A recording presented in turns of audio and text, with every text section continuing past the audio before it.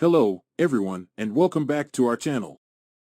Today, we're diving into a quick and easy tutorial on how to extend your display on Windows 10, transforming your setup into a dual monitor dream. So, let's jump right in. The first step is a breeze.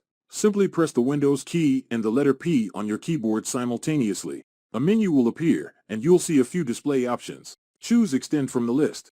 Once you've selected Extend, Windows will apply the changes, and voila! Your desktop is now extended across both monitors.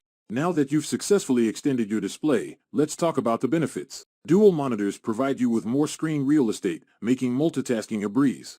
You can have your work on one screen and reference materials on the other, or keep an eye on your email while working on a project. The possibilities are endless.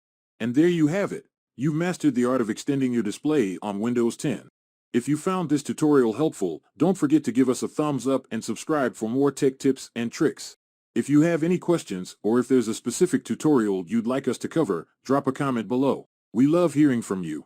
Until next time, happy multitasking, and stay tuned for more tech videos. Thanks for watching. See you in the next video.